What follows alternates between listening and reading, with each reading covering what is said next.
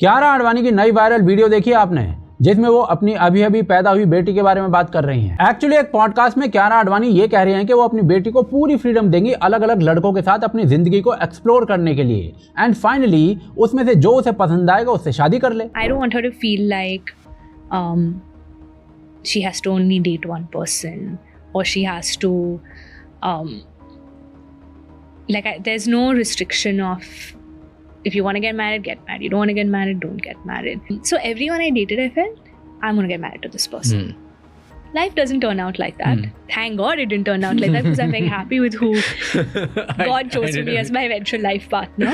अब एक्चुअली कियारा आडवाणी ने ये सब बोलने से पहले शायद कुछ सोचा भी नहीं होगा, लेकिन वो अपने स्टेटमेंट के लिए सोशल मीडिया पर भयंकर तरीके से ट्रोल हो रही हैं। कुछ लोग कियारा आडवाणी को इस स्टेटमेंट के लिए American phrase bitches don't train bitch, they just raise them to survive इसके साथ कंपेयर कर रहे हैं। वहीं कुछ लोग उन्हें डम सेलिब्रिटी कह रहे हैं, तो कुछ लोग ये बोलते हुए दिखाई दे रहे हैं कि नेशनल ग्रोथ में कैसे अपने बच्चों का कंट्रीब्यूशन होना चाहिए, उसको छोड़कर ये सीख दी जा रही है कि कैसे एक से ज्यादा लड़कों के साथ लाइफ को एक्सप्लोर करना चाहिए। अब देखिए, मैं कियारा आडवाणी के इस पॉइंट ऑफ व्यू से एग्री नहीं करता हूँ और इसे साइंटिफिक वे में आपको समझाने की कोशिश भी करूंगा आगे। लेकिन कियारा आडवाणी ऐसी अकेली सेलेब नहीं है जिन्होंने अपने बच्चे के लिए ऐसी वोकिज्म से भरी हुई बात कही हो। कुछ महीने पहले एक्ट्रेस गौतमी कपूर, जो क्योंकि सास भी कभी बहू थी में एक संस्कारी बहू का रोल प्ले कर रही थी, वो एक इंटरव्यू में कहती हैं कि वो अपनी डॉटर को उसके बर्थडे पर एक वाइब्रेटर यानी कि एक सेक्स टॉय गिफ्ट करना चाहती हैं। It's so funny, like when my daughter turned 16, I had to gift her something, you know. So I said, what do I gift? What do I gift? And I was thinking that should I gift her a sex toy? Should I gift her a vibrator? Should I gift her something? And when I discussed it with her and I said, Sia, this is what I'm thinking, she was like,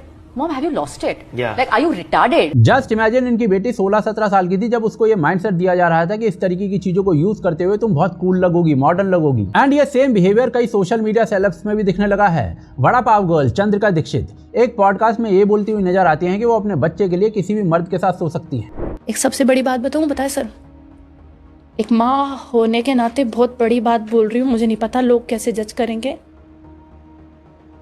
मुझे अपना बच्चा पालने के लिए ना सोना भी पड़ेगा ना, कर दूंगी। अब देखिए, ये बात किन कंडीशंस में कही गई, मैं उसको जज नहीं करूंगा, पर ये बात कितनी आउटरेजियस और डेंजरस है वो मैं पहले ही एक वीडियो में कवर कर चुका हूं, तो आप उसे देख लें। लेकिन जब यहाँ आप इन तीनों लोगों के स्टेटमेंट्स को एनालाइज करोगे तो तीनों में आपको एक पैटर्न साफ साफ नजर आएगा, जिसमें तीनों का फोकस सिर्फ और सिर्फ सेक्स है या उसके अराउंड रिवॉल्व करने वाली चीजें हैं। और ये तीनों कोई मामूली लोग नहीं हैं, तीनों के लाखों में फैन बेस हैं। और दिक्कत तब होती है जब ये वोक सोच इन सेलेब से निकलकर सोसाइटी में घुसने लगती है। और आजकल सोशल मीडिया पर ये वोक पैटर्न भयंकर रूप से विजिबल है। बॉडी काउंट जैसे वर्ड जेन ज़ी के बीच में पॉपुलर हो चुके हैं। Does body count matter in a relationship?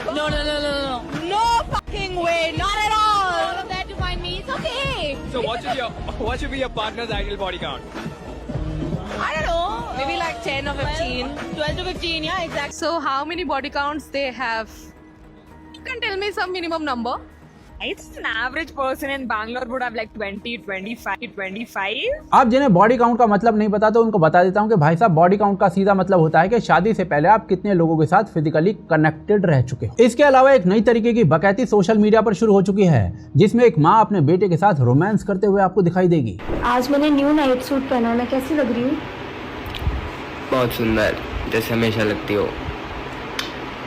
जिसको मैं 22 साल की सोच के लाइन दे रहा था, उसका 19 साल का बेटा धमकी देके गया है मेरी मम्मी से दूर रहना।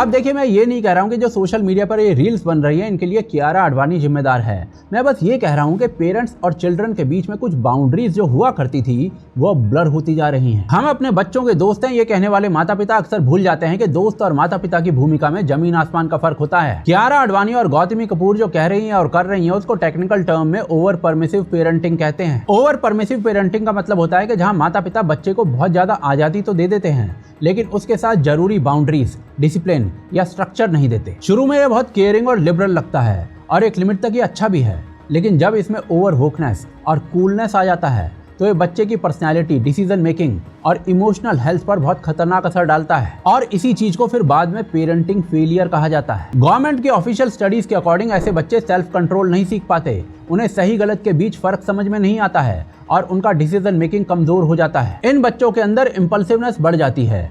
ये बच्चे जल्दी चिढ़ते हैं, जिम्मेदारियों से भागते हैं और किसी भी इम्प्रैक्टिकल रिस्क को लेने से पहले 2 बार नहीं सोचते। और रिसर्च भी बताती है कि ऐसे माहौल में पले बढ़े टीनेजर्स ज्यादा सब्सटेंस का यूज करते हैं, मिसकंडक्ट और इमोशनल समस्याओं का ज्यादा शिकार होते हैं। और इसीलिए ये सोच के घर में ही एक्सपोजर दे दो, चाहे वो शराब हो, सेक्स हो या फिर किसी और चीज का हो, ये बहुत ही खतरनाक भ्रम है। एक के बाद एक स्टडीज बताती हैं कि जब पेरेंट्स बच्चों को शुरुआती उम्र में ही अल्कोहल या ऐसे सब्जेक्ट्स के लिए कंफर्टेबल बना देते हैं तो उन बच्चों में बाद में एडिक्शन, बिंज ड्रिंकिंग और मानसिक समस्याओं के चांसेस कई गुना बढ़ जाते हैं। और भाई साहब सिर्फ इतना ही नहीं, टीनेज में सिर्फ सिप्स की इजाजत दे देना ये एडल्टहुड के अंदर अल्कोहल डिपेंडेंसी की समस्या को 3 से 4 गुना बढ़ा देता है। वेस्टर्न सोसाइटीज के अंदर ये मॉडल बुरी तरीके से फेल हो चुका है। वहाँ के पेरेंट्स ने इसी सोच में बच्चों को बहुत ज्यादा खुली छूट दी, लेकिन नतीजा ये निकला कि आज वो बच्चे मानसिक रूप से स्टेबल नहीं हैं, ना इमोशनली मजबूत हैं। डिप्रेशन, एंजाइटी, एडिक्शन और आइडेंटिटी क्राइसिस जैसी समस्याएं वहाँ के युवा समाज का हिस्सा बन चुकी हैं। और ऑस्ट्रेलिया इसका सबसे अच्छा एग्जाम्पल है।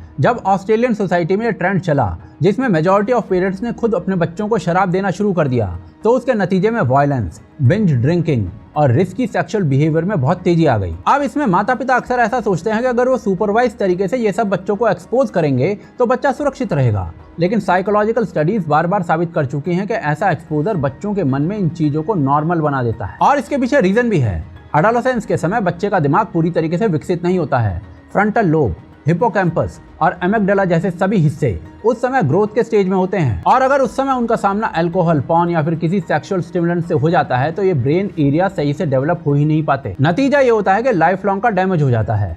डिसीजन मेकिंग, मेमोरी और इमोशनल कंट्रोल में कमजोरी रह जाती है। और आज इंडियन सोसाइटी में भी यही गलती दोहराई जा रही है। इंपोर्टेड वेस्टर्न मॉडल्स को ब्लाइंड तरीके से अपनाने की होड़ में हम अपने कल्चर और सोसाइटी और अपने बच्चों तीनों को खो रहे हैं। तो ऐसे में सवाल ये उठता है कि इसका सॉल्यूशन क्या है। देखिए, पेरेंटिंग का मतलब ना तो हद से ज्यादा सख्ती है और ना ही हद से ज्यादा छूट। पेरेंटिंग का मतलब होता है संतुलन, सीमाएं और सहारा और सही समय पर सही बात सिखाना। पर अफसोस आज जो इंडियन सोसाइटी में हमारी पेरेंटिंग है वो या तो एक काफी टॉक्सिक रूप में है या फिर बहुत ही प्योर वोक हो गई है। और दोनों ही तरीके की पेरेंटिंग खराब है। जो मैं वीडियो अभी आपको दिखाने जा रहा हूँ ये बहुत ही अच्छी तरीके से एक्सप्लेन करती है कि सही पेरेंटिंग कैसी होनी चाहिए। If you want to protect your child from woke culture, this is the way. 1. Give them quality family time. Conversational sessions with the child. This will emotionally support the child. The child will express everything freely with you. Number 2, I would say, is reinforce value system. Speak about dharmic concepts at home. Establish the value of dharma at home. This will make the child set boundaries with its peers, which is very important. Number 3 is be a role model. If the parent is traditional and culturally rich and follows customs and tradition, then definitely the child will mimic the parent. Parenting का मतलब ये नहीं है कि आप बचपन से ही उसको वाइब्रेटर गिफ्ट कर दो या फिर 10 लोगों के साथ उसको खुद को एक्सप्लोर करने के लिए एनकरेज करो या फिर ओनली फैंस खोलने की इजाजत दे दो, दारू पिला दो, बियर पिला दो। और ना ही पेरेंटिंग का मतलब ये है कि अपने बच्चों को मारो पीटो। आज अगर आप एक्चुअल पेरेंटिंग को समझना चाहते हो तो भारत के उन साधारण घरों में झांकिए और देखिए जहाँ के घरों से पीवी सिंधु, मैरी कॉम और सोफिया कुरैशी जैसे बच्चे निकल रहे हैं। और इसीलिए इस मुद्दे पर मेरा सीधा सीधा ओपिनियन ये है कि वोकनेस वाली ये स्टेटमेंट देते हुए मदरहुड को बदनाम मत कीजिए, क्योंकि सॉरी टू से ये पेरेंटिंग नहीं है, ये छपरीपना है।